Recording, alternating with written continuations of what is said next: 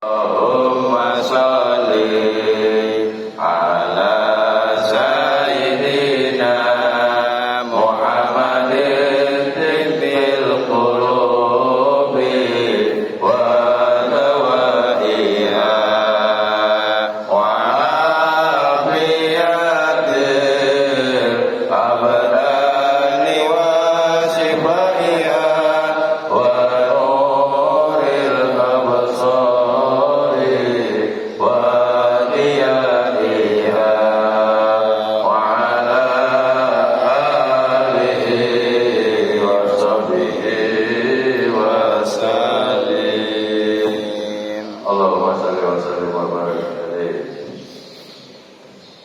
Jamaah salat subuh yang dirahmati Allah Subhanahu wa taala.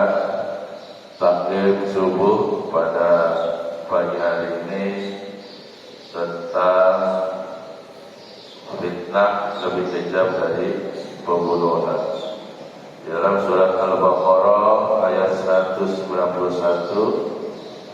Allah Subhanahu wa taala berfirman, "A'udzubillahi minasyaitonir rajim. Wal fitnatu asyaddu minal qatl." Jadi fitnah lebih kejam dari pembunuhan.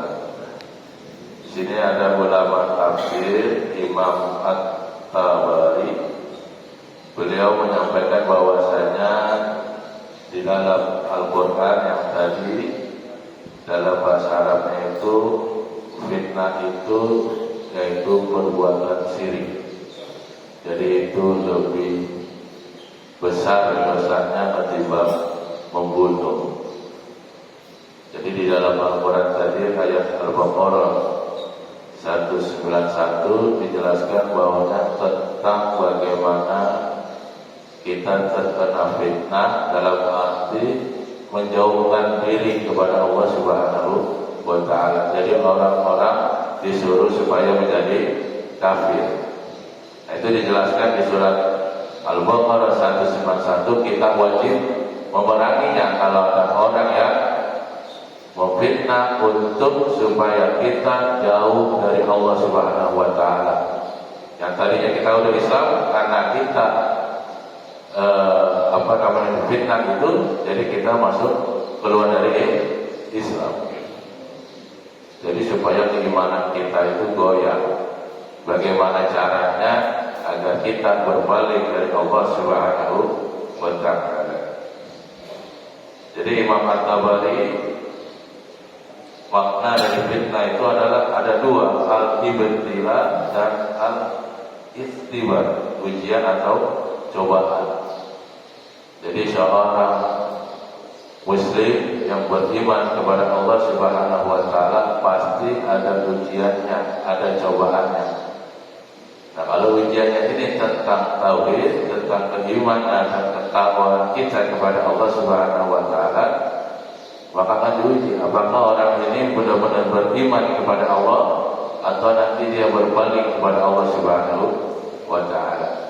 Maka kalau kita berbalik kepada Allah Subhanahu wa ta'ala, maka yang kita dapat adalah azab dari Allah Subhanahu wa ta'ala, yaitu syirik, menduakan Allah Subhanahu wa ta'ala, kembali keluar dari jalur Islam, nyembah berhala, nyembah patung, nyembah apapun, yang penting bukan kepada Allah Subhanahu wa ta'ala. Nah, itu di dalam ada dari bahasa Arab. Nah, kalau bahasa Indonesia yang di kita ini, fitnah itu lebih condong untuk menjelekkan seseorang, membicarakan seseorang, menjelekkan seseorang tanpa adanya bukti atau kebenaran yang valid. Bisa jadi dia ingin menjelekkan atau menjatuhkan seseorang itu dengan menfitnah.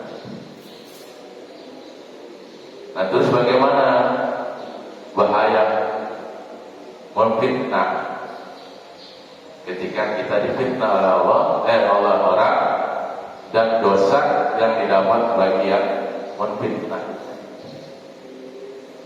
Nah, yang di sini yang ingin bahas tentang fitnah dalam bahasa Indonesia-nya. Jadi bagaimana dosa ketika kita memfitnah orang tanpa adanya kebenaran atau berita yang benar. Jadi ada kisah, mungkin bapak-bapak pernah mendengar, ada seorang kiai dan seorang murid. Nah, muridnya ini menfitnah sang kiainya dengan berita yang tidak benar. Jadi contoh misalkan muridnya ini memfitnah kiainya tukang selingkuh misalkan. Suatu ketika atau suatu saat sang santri datang ke kiainya. Dia minta maaf kepada kiainya. Pak Kiai, saya mohon maaf. Saya sudah memfitnah Pak Kiai. Sudah kemana-mana saya fitnah. Asal Kiai mah senyum. Saya ingin Pak Kiai mengampuni saya dosa yang saya telah perbuat memfitnah Kiai. Tolong ampunkan saya Pak Kiai. Ya, dengan nada yang cukup rendah hati, sang Kiai bilang kepada sang santri, insya Allah saya akan memaafkan kamu. Tapi ada sesuatu yang saya ingin kasih kepada kamu supaya kamu mengerti ketika kamu memfitnah orang. Nah, pikiran santri mungkin akan dikasih sebuah amalan doa yang bisa mengampuni dirinya setelah dia memfitnah kiai. Nah, tetapi seorang kiai malah ngasih sebuah kemoceng. Tahu kemoceng Pak? Nah, kemoceng itu yang berdebu, yang ada bulu-bulu ataupun yang tali rapia ataupun yang lain. Nah, ini kebenaran kemocengnya bulu, ya, bulu ayam atau bulu apa, pokoknya bulu-bulu. Dikasih seorang sama santrinya, ini saya kasih satu buah kemoceng. Pikiran santri, pikiran dikasih amalan doa untuk supaya diampuni, ternyata dikasih kemoceng. Itu kan bingung, minta diampunkan tapi dikasih sebuah kemoceng. Kalau kata kiai, nanti kamu pulang dari rumah saya ke rumah kamu, nah bulu kemoceng ini cabut sambil jalan. Setiap cabut kamu ungkapkan apa yang kamu fitnah kepada saya. Misalkan kiainya tukang selingkuh, yang cabut kiai tukang selingkuh, kiai tukang selingkuh, kiai tukang selingkuh, terus sampai dengan rumah beliau dicabut. Nanti setelah kamu cabut, kamu besok balik ke rumah saya dengan jalan yang sama, kamu ambilin lagi tuh bulu-bulunya yang udah kamu cabut. Makanya santri bingung. Kalau dikasih kemoceng suruh coba bulu sambil mengungkapin. Jadi dilakukan sama santrinya, dia pulang ke rumahnya dari pulang ke rumah kiai sambil nyabutin bulunya sambil ngomong tadi tuh, ingetin apa yang sudah difitnah ke kiai sampai rumahnya. Nah, karena esok harinya dia jalan dengan yang sama mengambil bulu-bulu yang sudah ditebal. Jadi satu kemoceng itu ada kurang lebih misalkan 100 bulu. Nah, ketika besok harinya dia balik lagi ke rumah kiai dengan jalan yang sama, mengambil bulunya yang ada di jalan. Pokoknya saya ketemu dia. Tapi ternyata setelah sampai rumah kiai, digenggamkan dia cuma ada 20. Yang tadinya 100 jadi 20. Akhirnya dia bilang ke kiai, Pak Kiai, saya sudah perintahkan apa yang kiai bilang kepada saya, yang perintahkan kepada saya laksanakan. Tapi mohon maaf kiai, yang tadinya 100 bulu cuma 20 bulu yang saya pegang, yang saya dapat setelah saya tebar itu bulu. Maka kata Kiai, dari situlah pelajaran yang kamu bisa ambil dari penebar bulu dan mengambilnya. Nah, murid masih belum mengerti kenapa bisa begitu. Akhirnya maka Kiai dijelaskan, itulah dosa bagi orang yang memfitnah. Dia tebar bulunya, dia dengan kabar yang tidak baik, setelah ambil cuma dapat 20 bulu. Nah, 80 bulu itu kemana? Ada yang terbang ke bawah angin, ke atas pohon, ke sungai. Itu dijumpa tuh 80. Nah, yang 20 ini mungkin dia sudah mendapat kabar yang tidak benar, ataupun dia membenarkan bahwasanya 20 ini bisa dimaafkan. Tapi yang 80-nya bisa dicari, dia nggak bisa nyari. Maka ketika kita sudah memfitnah orang, maka dosa kita sudah dapat. Nah, ini sama dosa jariah. Kita sudah meninggal dunia nih, kita mau fitnah orang, tapi sudah meninggal dunia, tapi kabar itu belum dikabarkan yang baiknya, yang kebenarannya, itu tetap dosa, berakai. Makanya disebut fitnah lebih kejam dari membunuh. Kalau membunuh, hari itu juga kita dosa. Habis sekali, sakit, keluarganya pasti marah. Tapi hari itu juga dosanya cuma satu, membunuh, udah dosa besar. Nah, tapi kalau kita mau fitnah, dosanya berat. Selama itu berita belum ada kebenarannya dan dikasih tahu kebenarannya, dosa itu kita akan dapat. Salah satu contoh lagi, misalkan yang difitnah saya, misalkan ini contoh, ya.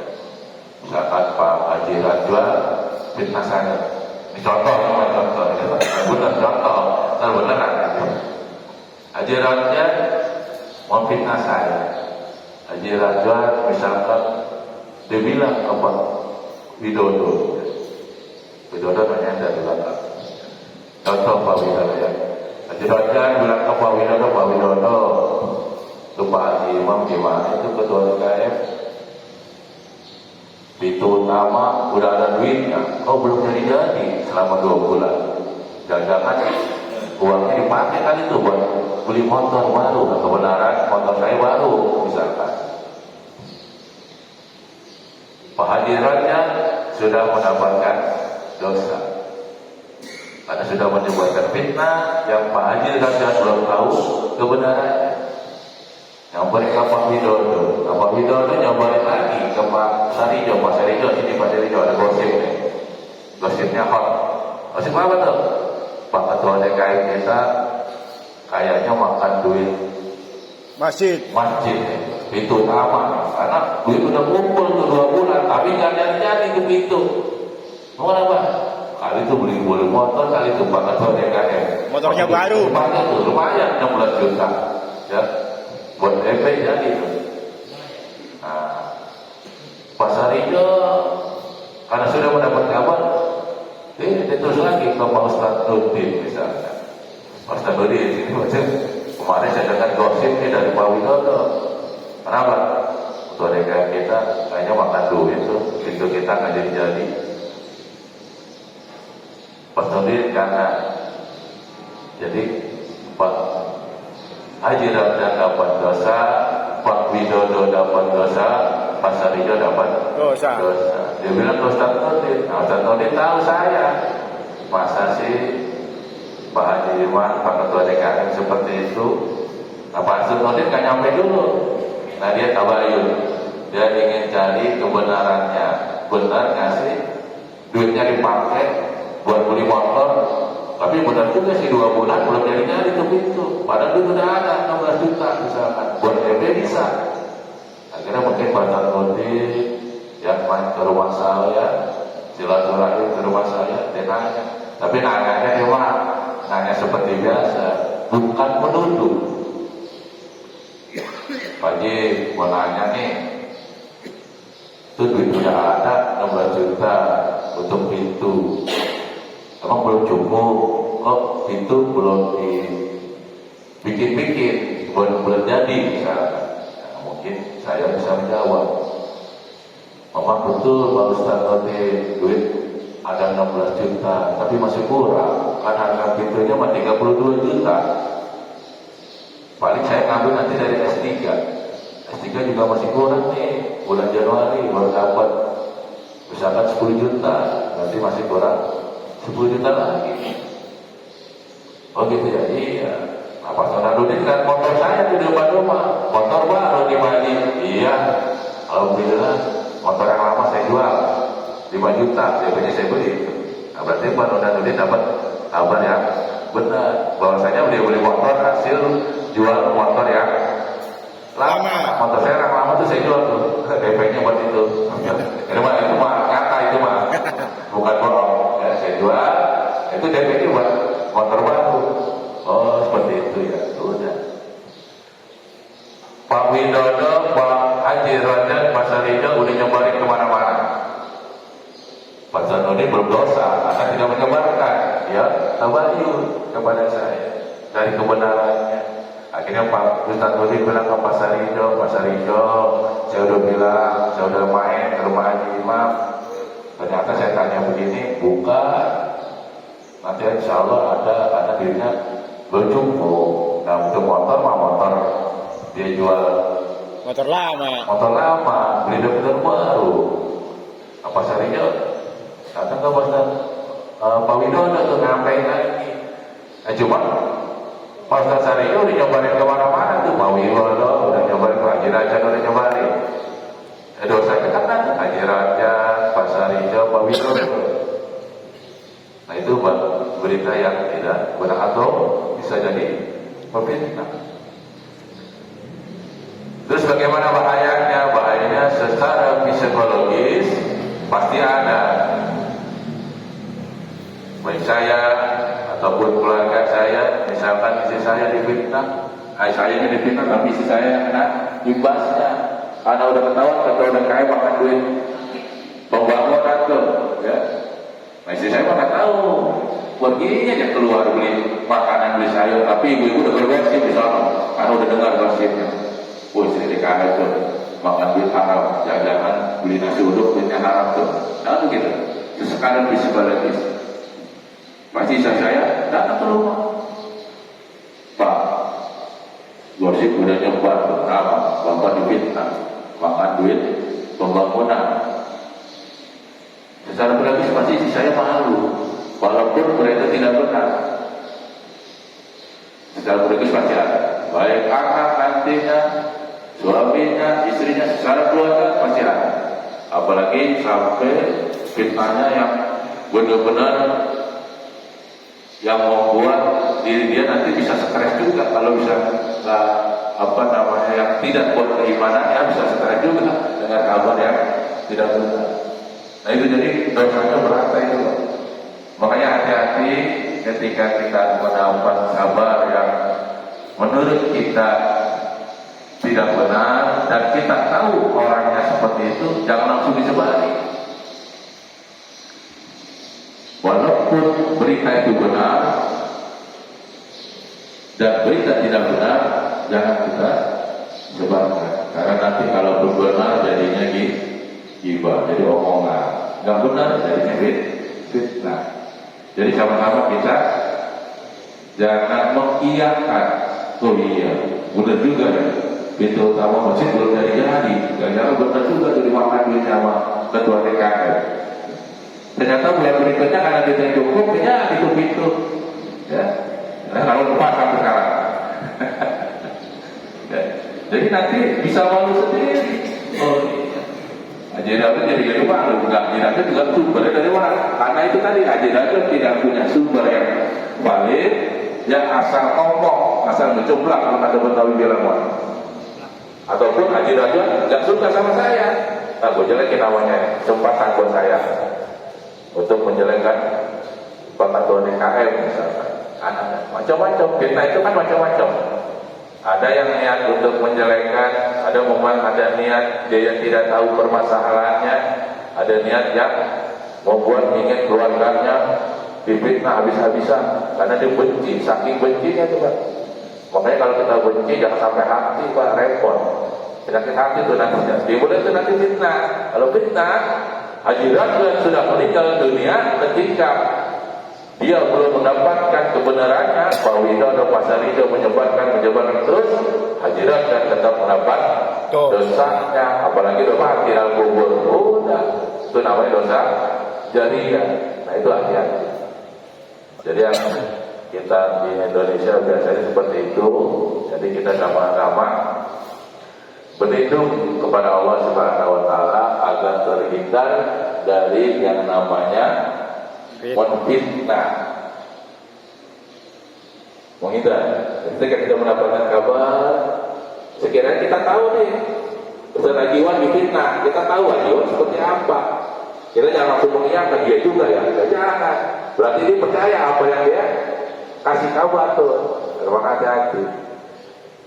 Kalau kita tahu orangnya merasa bukan kabar yang sesungguhnya, silaturahim, cari kebenaran, benar enggak? Jadi biar beritanya tidak menyebar. Kalau beritanya tidak menyebar, berarti Haji Rajat aman, Pak Widodo aman, Pak Sarido aman dari dosa. Jadi semaksimal mungkin kita hindari yang namanya memfitnah orang. Nah, walaupun orang tersebut tidak apa-apa, ya, hindari. Yang satu timbul mungkin karena dia sakit hati. Ada dua yang asal ngejeblak aja sama ngomong, ya. Ada yang macam-macam, itu hindari. Apalagi penyakit hati. Jadi kalau kita benci atau tidak suka sama orang, kita banyak-banyak istighfar. Jangan sampai kita masuk hati. Kalau masuk hati repot urusan. Nanti timbulnya yang enggak ibadah kita enggak diterima. Kita mau sholat, baca Quran, baca sholawat, zikir. Tetapi tadi fitnah orang, sia-sia. Nanti kita jadi orang yang bangkrut. Nanti ketika di alam akhirat, pahala sholat kita banyak, pahala baca Quran kita apalagi, sedekah kita lebih banyak lagi. Tapi ketika ada difitnah, yang difitnah 100.000, ya dosa kita hilang tuh 1, pahala kita hilang 1, habis dosa kita masih banyak. Apa yang kita mau bayar? Pahala kita udah habis. Nah itu, jadi kita menghindari jangan sampai kita memfitnah orang yang bisa merugikan diri kita sendiri, dalam arti pahala kita hilang. Setiap Pak Sarijo atau Pak Haji Rajat menyebarkan fitnah ke saya, ke orang lain, dosa saya mah hilang, dihapus, pindah ke Pak Haji Rajat, pindah ke Pak Widodo, pindah ke Pak Sarijo. Kalau tertentu aman, sudah ke rumah saya soalnya, ya. Walaupun kenyataannya enggak, ini kan contoh, ya. Jadi seperti itu. Itulah bahaya dan dosa yang kita dapat ketika kita menfitnah orang. Ya, mudah-mudahan dengan kita selalu berzikir kepada Allah Subhanahu wa taala, sering berselawat kepada Nabi, sering ibadah, baca Quran dengan niat yang ikhlas, insyaallah mudah-mudahan kita terhindar dari yang namanya menfitnah. Karena di Indonesia yang seperti itu fitnah. Nah, kalau di dalam Al-Quran fitnahnya lebih ke syirik, ke tauhid, agar kita tidak beriman kepada Allah Subhanahu wa taala. Tapi kalau di Indonesia, di kehidupan kita, fitnah itu menjelekkan seseorang dan ingin menghancurkan seseorang dengan berita yang tidak benar, atau kita sering sebut hoax. Hoax kan berita nggak benar tuh kalau kita.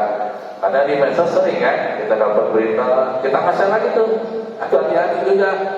Takutnya itu berita nggak benar, kita juga kena, kalau kita ngasih kan. Nah itu jadi harus mencermati. Kalau ketika mendengar kabar dari medsos, dari WA, harus benar-benar dicermati, jangan asal kirim aja, dan tiba-tiba itu nggak benar, kita yang dosa.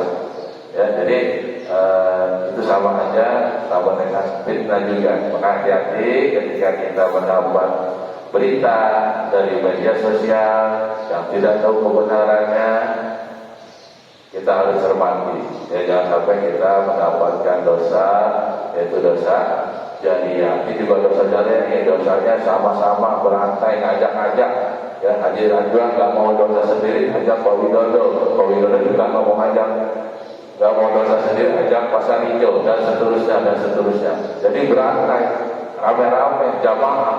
Itu dosa jariah, dosanya jamaah. Ya, mudah-mudahan kita semua terlindung dari yang namanya menfitnah. Ya, kita berlindung selalu kepada Allah, berdoa kepada Allah Subhanahu wa taala, apalagi nanti akhir zaman banyak fitnah-fitnah yang lebih besar, terutama dari fitnah Dajjal.